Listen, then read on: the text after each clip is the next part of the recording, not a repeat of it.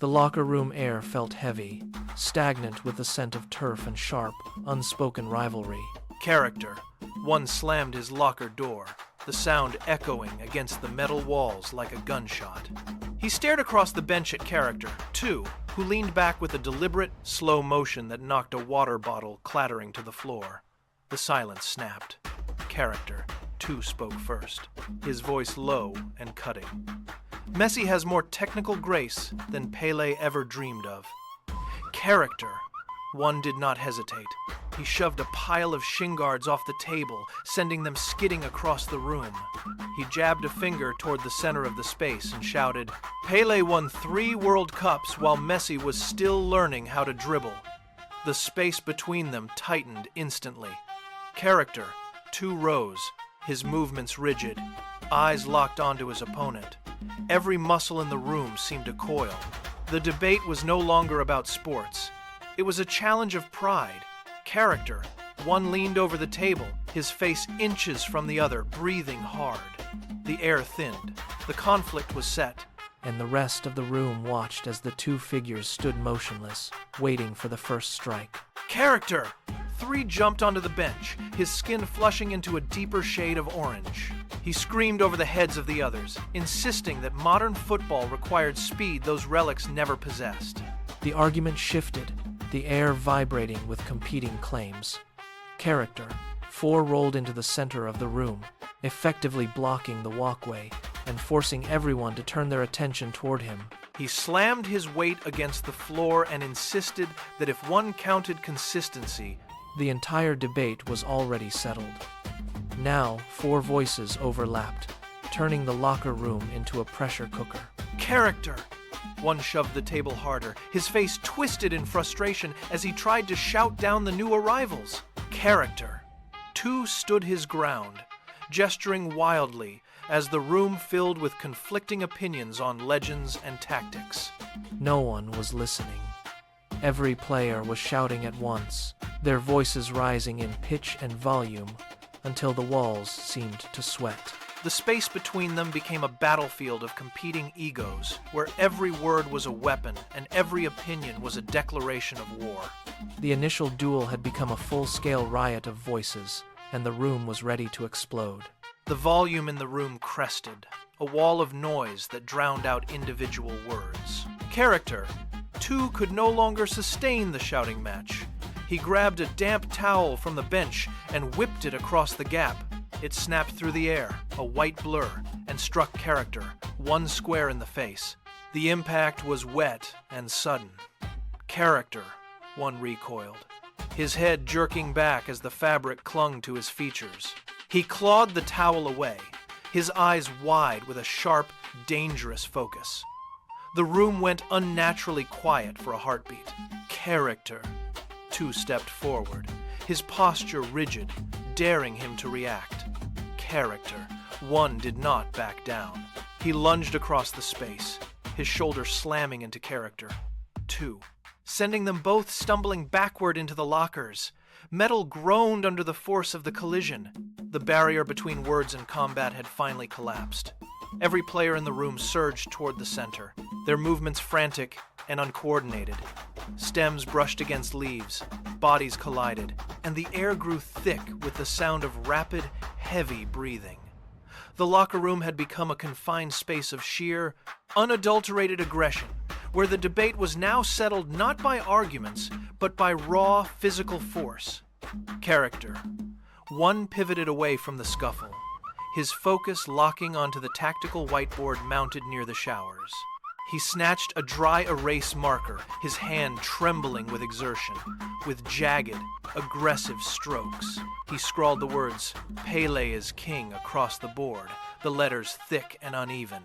He slammed the marker down, turning back to face the room with a triumphant glare. Character 2 did not hesitate. He lunged for the cooler sitting beneath the bench, grabbed the heavy plastic bucket, and tipped it over. A torrent of ice cubes and slushy water cascaded across the floor, scattering in every direction. The floor turned into a slick, treacherous hazard. Character 3, mid-stride, hit the patch of ice with both feet. His legs flew out from under him. He hit the ground hard, his body gaining momentum as he slid across the smooth tile like a bowling ball. He collided with the bench, the sound echoing through the room. The locker room was no longer a space of debate. It was a chaotic battlefield of sliding bodies and flying ice. Every player scrambled to find their footing as the floor became a frictionless trap, forcing them to flail and crash against the lockers in a desperate attempt to stay upright. The room slowed. The sliding and shouting faded into the background, leaving only the sound of heavy, rhythmic breathing. Character 1 and Character 2 locked into a narrow space between two rows of lockers. They stood inches apart, faces level, their stems and leaves vibrating with a visible, rapid tremor. The air between them felt pressurized.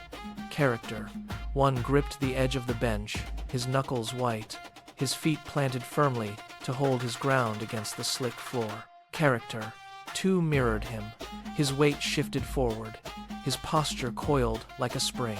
The rest of the room held its breath. Character 3 pulled himself up from the ice, but froze halfway, watching the standoff.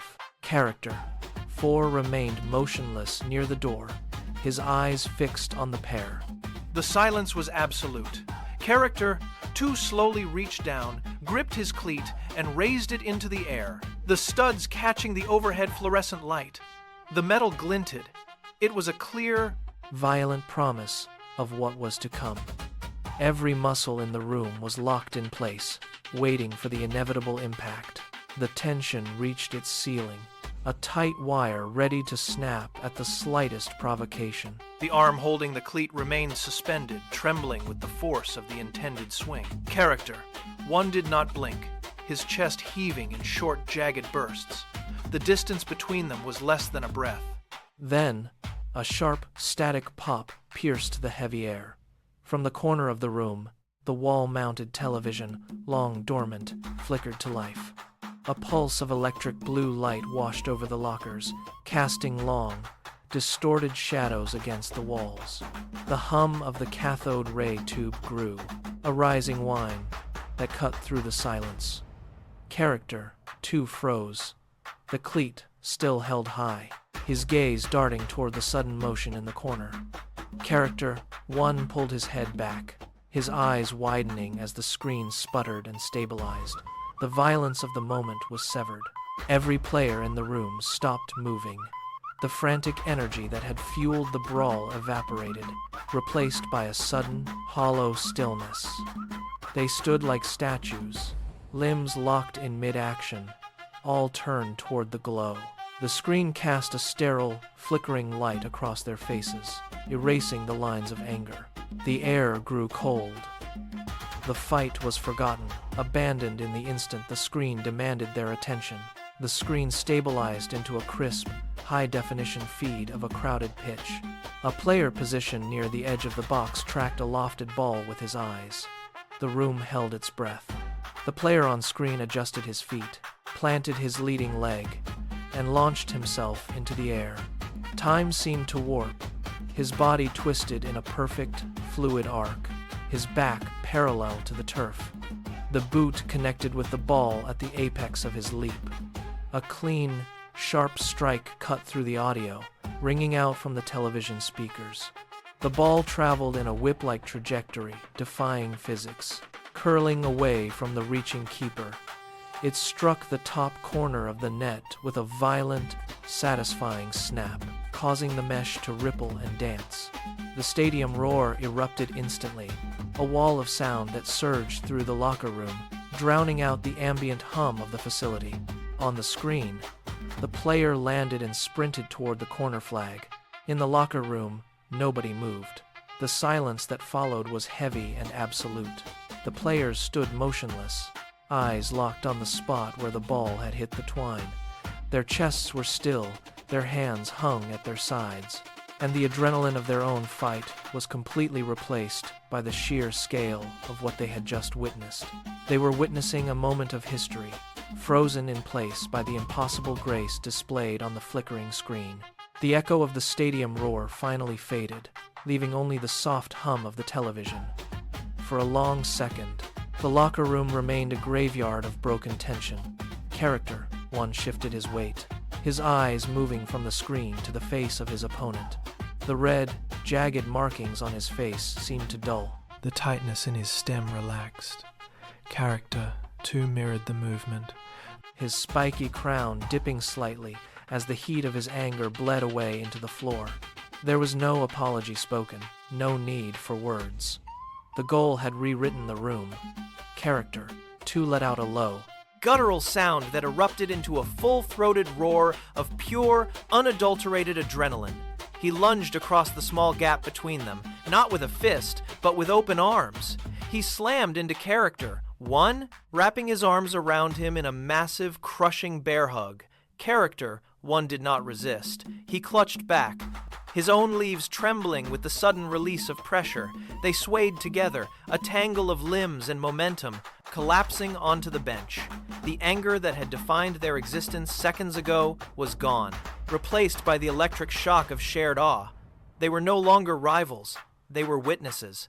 The bear hug was merely the match that lit the fuse. Character 3 let out a sharp, high-pitched whistle and somersaulted off the bench, his landing causing the tactical whiteboard to clatter to the floor.